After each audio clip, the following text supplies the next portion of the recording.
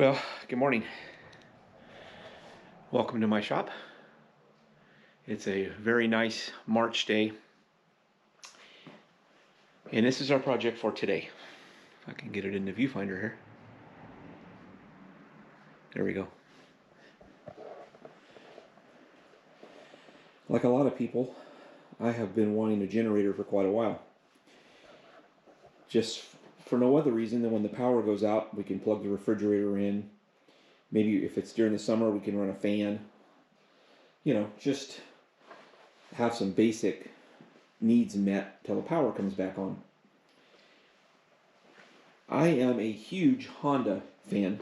I've had Honda motorcycles, Honda power equipment.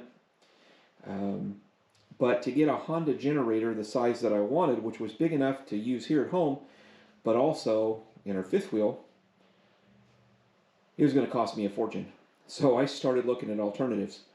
I have been looking at this generator for quite a while. I've watched a lot of videos on YouTube. I have seen several people review it with the pros and the cons, and I think it's going to work really well for us. It's got a couple things I really like. First of all, it's got a 30 amp plug-in already. So here's a picture on the box. I haven't even opened it yet. Right here's 30 amp, so you can plug your trailer right into it. This model is dual fuel, which means it runs on propane and on gas, which I like because the pickup we pull our trailer with is diesel, so I didn't want to have to haul gasoline if I didn't have to, for obvious reasons. It's dangerous to haul it.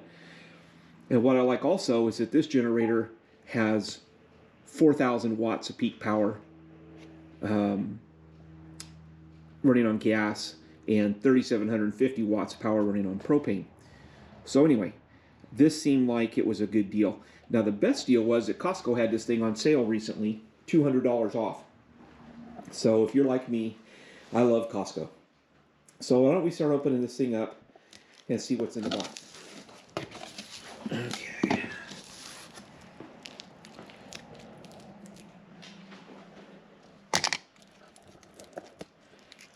Let's get this tape stuck to me. All right, let's get rid of these straps. We don't need these things in our way.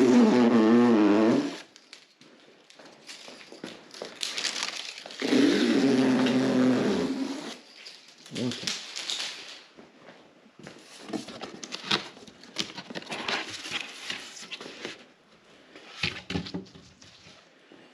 Okay, looks like everything's packed really well. This is the part for the propane connection. It comes with a cover. I like that too. So when it's in storage, it's not going to get all dirty. Let's see.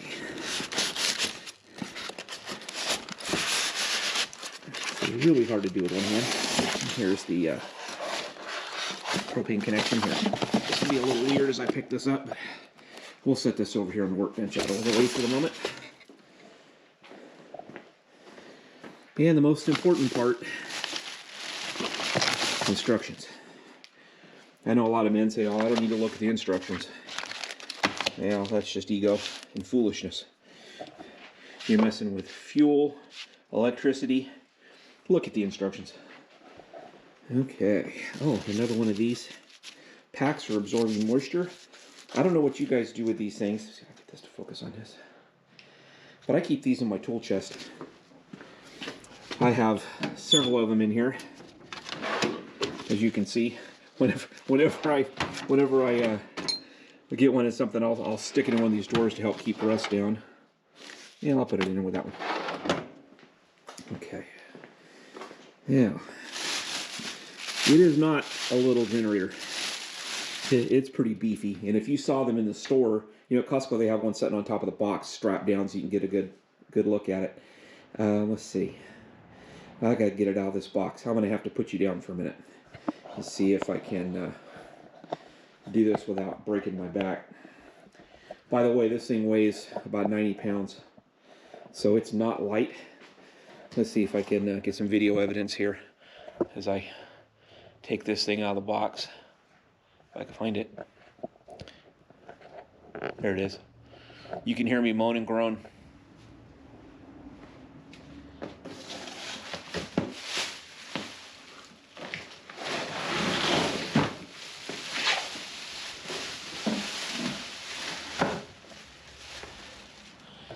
Well, that wasn't so bad. Okay. First thing to do, always when you buy something from Costco, is to make sure that it's in good shape. Oh. Turn off my 2-meter rig here. We don't need to listen to it while we're trying to work. Okay.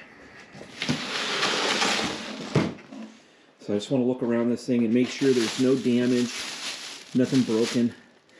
You know, Costco's got a fantastic return policy. Not that I'd want to put this in the truck again and take it out, but so far it looks so good. Okay. All right, let me, I want to move my workbench out in the middle of the floor here so we can get this thing up so I'm not bending over. I'll be right back. Okay. So I got my workbench over here. I have a mobile workbench. Well, I made it mobile. It didn't come that way.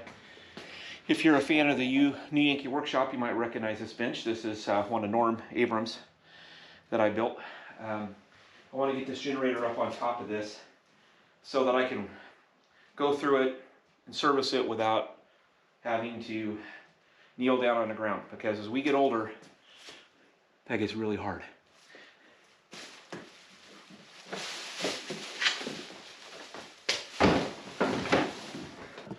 Okay, once again, we'll take a good look at this. This is the WH03242 Dual Fuel. Costco has them on sale right now. But by the time you see this video, that sale will probably be over, because I really can't demonstrate this today because my trailer, I'll show you. My trailer is here. So it's not in any kind of position right now to be hooked up to a generator to see what it'll do. But here shortly it'll get warm. And when it does, we'll be able to hook it up, give it a real life test and see what happens. So, features I was talking about before, the biggest one for me is this one right here. 30 amp connector. Now my trailer is has a 50 amp setup, but I have a little dog bone that lets me step it down to 30 amp, which means I could probably run one air conditioner in a microwave without a problem. In fact, I've seen other guys on YouTube videos do that very same thing with this generator, so I'm pretty happy about that. This generator has electric start. It's got a meter on it that lets you know how many hours it's run, how many amps you're drawing, all those different things. So we'll get into that a little later. It also has standard 110 plugs. So if you're going to run this with any type of surge suppression, like we do on our trailer, you're going to have to get, they make a little plug, because this has got an open neutral, not an open neutral, what's it? Well, it's the unit's not grounded. And when you plug in your, we have the watchdog. When you plug the watchdog in, it's gonna fuss at you and not let power through it, because it's gonna say there's no ground. So they make a little plug that plugs right in here that fools it and lets it know, hey, it's okay for this to run. This has got battery chargers. It's got a 12 volt port for charging the battery in here for the electric start. It's also got a pull starter, so if your battery's dead, you can still pull start it. So anyway, first thing I need to do is look at all the instructions. There's a bunch up here on the top that tells you what to do, which is good. I like instructions. There's a starting instruction guide, zip tied to the top of the machine so you don't do something stupid, because these don't come with oil in them. So I have to take this panel off, I have to connect the battery, and I have to put the oil in it. So I've got to go through everything and make sure I've got everything I need. And then we'll come back in just a minute once I've got the side off and everything kind of figured out. Okay. Okay. Just opened up the accessory kit, and it is a nice little funnel for filling the unit up with oil. Another set of instructions on how to put this regulator together. It's just like the regulator on your barbecue. It's just a little bigger. We've got our oil. Here's the charger for the battery that's inside the unit. We also have a plug-in where you can connect up and charge a 12 volt battery, which is cool. So I believe that's what that's for. I don't know that.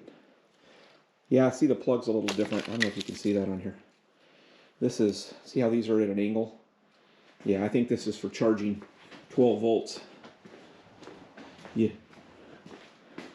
Let's see. yeah, you can see right there, if I can get this thing to focus on here, that these are at an angle, and so that's for charging. That puts out 12 volts. This plug looked like a 110 volt plug, but it's not. See how those are at an angle? Don't plug that in the wall. And we've got a little bag of wrenches here that we're going to be using. Some screws that we need. Got a couple other pieces in here, not sure what they're for yet. But anyway, let me get the side off and we'll take a look and see what we need to do here.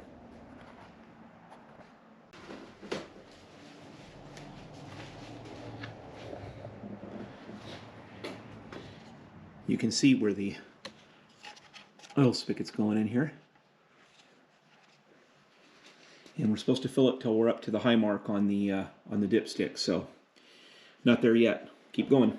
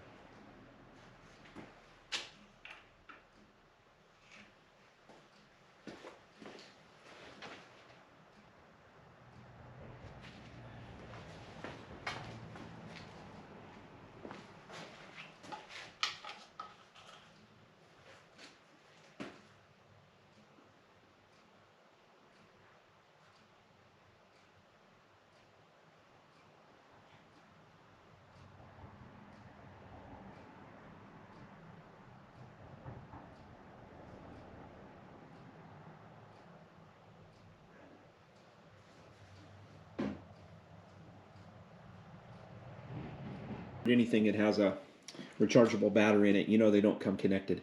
So they give you the two pieces, they're zip tied together here, and once you get the oil in it, you're supposed to connect the battery. So let me get something that'll cut the zip tie. See if I can do this with one hand. I don't know. I may have to set you down to do this. But it's got little tines here that go only one way. Can disconnect, so, and there it went. Okay, now the battery is connected. Tuck that back inside the case where it was. Let's give everything a good look here. Here's the oil drain plug down here, this little yellow one down here, when you have to drain the oil. That, I'm assuming, is the battery. Okay, we're ready to put the side on it.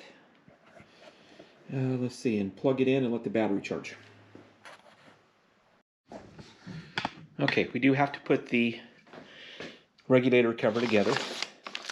It comes with a little bag of screws to do that with, and a nice little toolkit, spark plug wrench, crossbar for the spark plug wrench, little screwdriver. So that's nice, and a nice little FIRMAN bag. Or fireman. I don't know if is it FIRMAN or fireman. I don't know. I've heard it pronounced both ways. Anyway, we've got to get this regulator put together.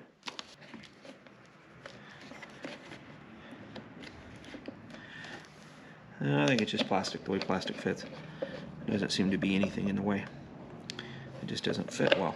But let's pull it apart, just for giggles.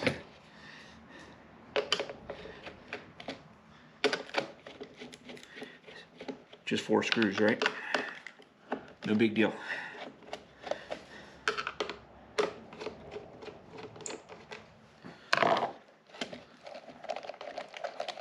I just want to make sure we're not pinching something.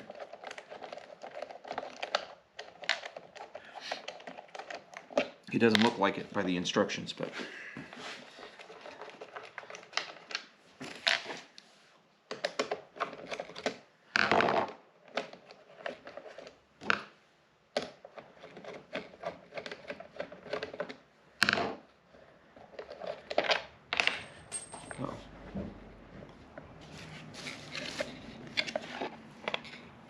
no, there's nothing there to pinch, so it's okay. It's just the way plastic fits together, I guess. Or in this case, it doesn't fit together.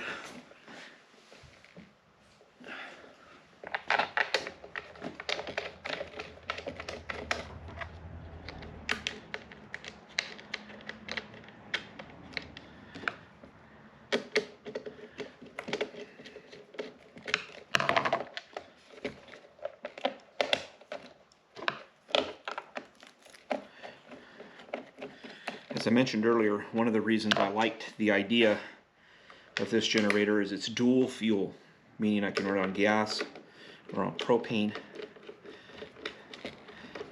My pickup truck that we tow the fifth wheel with runs on diesel. So if I can run this on propane, there's really no reason for me to carry a gas can around. And I'd rather not carry a gas can if I don't have to. So I think the majority of this machine's life it's going to run on propane. But for the break-in period, initial startup, we've got to run it on gasoline. So, and that's okay, because I do still have a gas-powered lawnmower. For the moment, I haven't switched to electric yet, but when this mower gives up the ghost, I will. Okay, so now we've got this piece all together. Here's the, well, it's got a bag on it, but this is the connector that goes into the front of the generator. And this just mounts to your propane tank, just like your barbecue does at home. All the same. Okay. Okay. So I've got this out in the center of the room, which makes it easier for me to work. But I've got the charger plugged in up here by my dust collector. It's got a nice little charger. The battery's red when it's charging. When it turns green, the battery's full. So I'm going to let this charge for a while. I want to state there is no fuel in this generator yet. I've not put anything in it. Because this is my shop, it's also our garage, but our water heater is out here, and that is a gas-fired water heater right there. So there will be no gasoline being poured in here. So what we'll do is once I get the battery charged up, I'll take it out in the backyard. We'll put some gas in it. We'll go through the startup procedure and let it run for a while and see what we think. Okay, we got a green light on the charger. Time to take this thing out in the backyard and fire it up for the first time. And maybe take some measurements, see how loud it is.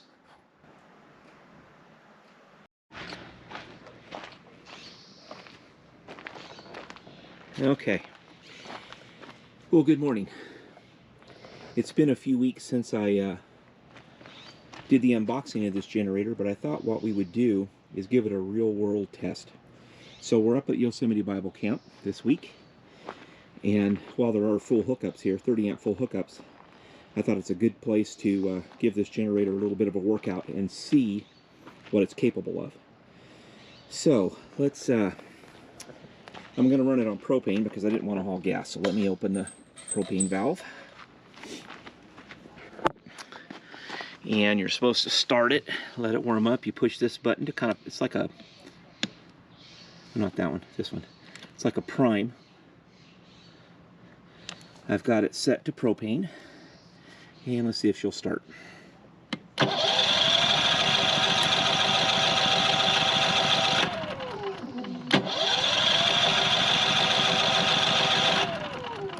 a choke here.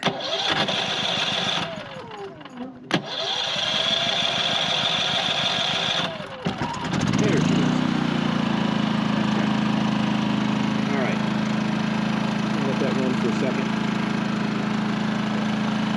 and then we'll plug the trailer in, see how she performs. Now you're not supposed to run these this close to your trailer, and I know that. This is just for testing purposes. So let's see here.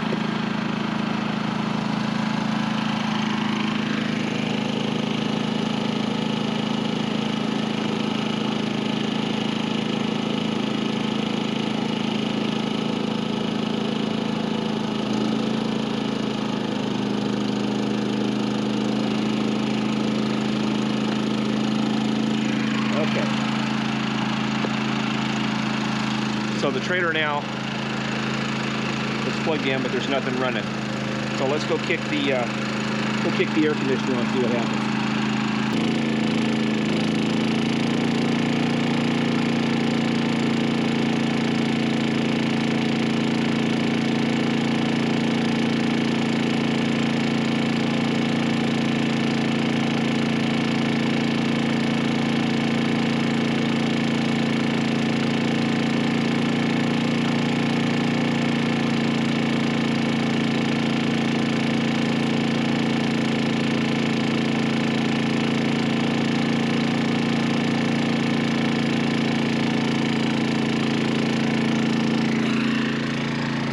Okay, so we're running with the air conditioner on. If you can see that. We're about 82 decibels.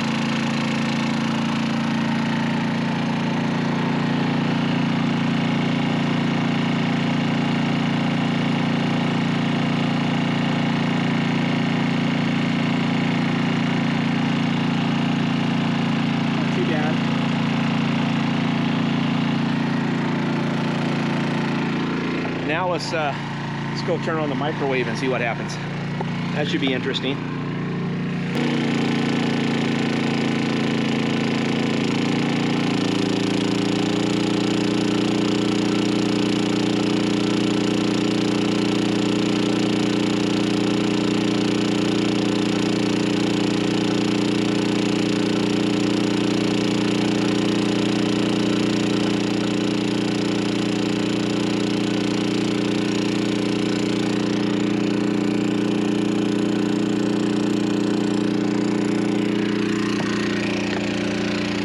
Okay, that's the microwave running with the air conditioner on 1 AC. Not too bad. Heart rate around 86, 87 decibels. I think this is going to work just fine.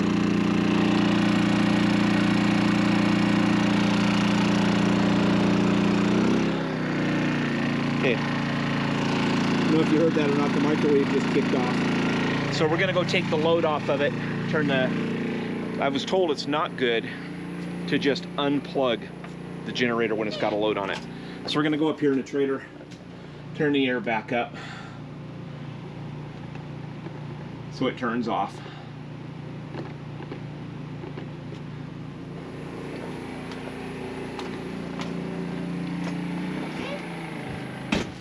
I just heard the generator slow down.